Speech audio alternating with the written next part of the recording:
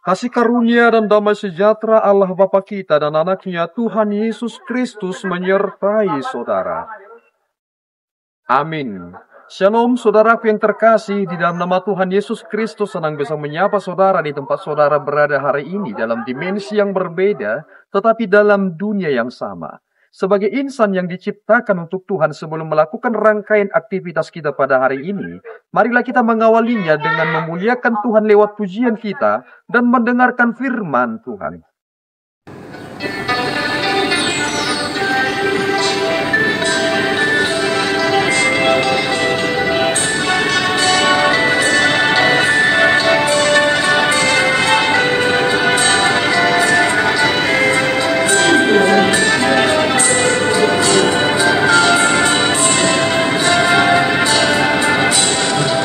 Rohamu sudena dijotuhakai, kamu sudena loja suhut nasorati, hingga kon masudena napas soratotu, Yesus manjohon hata nautuhon, rohamu sude sai rohamu sude nalo jajala sora sai rohamu sude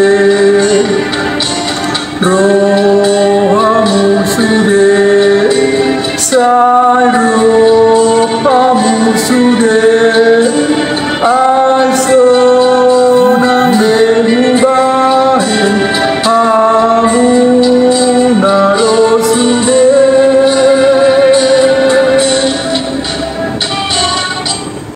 Renungan kita pada hari ini diambil dari 1 Samuel 12 ayat 12.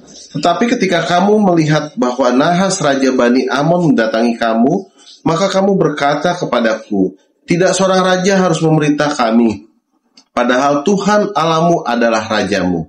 Demikianlah firman Tuhan pada hari ini. Saudaraku yang terkasih di dalam nama Tuhan Yesus Kristus, ada sentimen pribadi yang mungkin muncul dalam diri saudara atau mungkin orang lain terkait tentang pemilihan Allah, terkait tentang umatnya.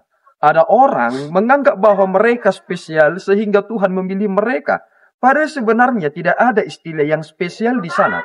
Semua hal yang dilakukan oleh Allah terkait tentang pemilihan itu adalah otoritas Allah. Dan ketika Allah menetapkan otoritasnya, itu memiliki dasar yang kokoh dan bersifat fundamental terkait tentang namanya sendiri. Lihatlah apa yang disampaikan oleh Samuel kepada bangsa Israel, bahwa Samuel berkata, demi namanya yang besar, Tuhan tidak akan meninggalkan umatnya, sebab Tuhan telah berkenan menjadikan kamu umatnya. Apa dasar mengapa Samuel harus mengatakan itu? Karena ternyata bangsa Israel meminta supaya mereka memiliki raja. Dan akhirnya Tuhan memberikan mereka raja, mengizinkan mereka memiliki raja. Raja yang mereka miliki adalah Raja Saul. Tetapi hal itu sebenarnya sangat-sangat melukai perasaan Tuhan. Kenapa demikian? Karena sebenarnya pemahaman teologis terkait tentang pemilihan bangsa Israel adalah teokrasi. Mereka dipimpin oleh Allah. Tetapi mereka sekarang lebih menekankan tentang kepemimpinan di dalam bawahan seorang raja manusia. Yakni ketika mereka meminta raja sama seperti apa yang telah dimiliki oleh bangsa-bangsa yang tidak bertuhan. Tetapi kemudian Samuel menegaskan bahwa Allah melakukan segala sesuatunya di dalam namanya sendiri.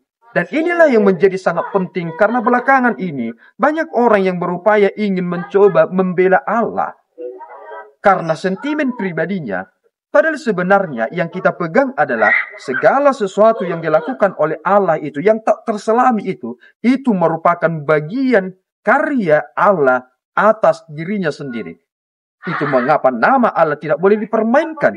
Nama Allah harus sangat dimuliakan dan ditinggikan. Karena Allah melakukan kebesaran itu di dalam dasar yang kokoh, yakni namanya sendiri. Kiranya Tuhan menolong kita supaya kita dapat memasukkan nama Tuhan dimanapun kita berada. Ketika kita beraktivitas, dimanapun kita sedang berada saat ini, nama Tuhan harus menjadi yang tertinggi dan yang kita muliakan bersama. Tuhan Yesus memberkati. Kita berdoa. Ya Tuhan, kami bersyukur atas berkat-Mu.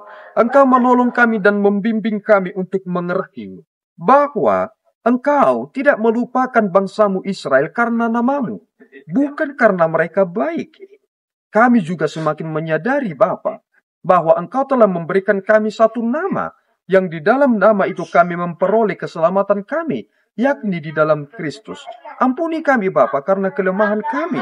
Kami kerap sekali melukai perasaan-Mu, melukai Engkau karena kami menyelewengkan nama-Mu dalam hidup kami.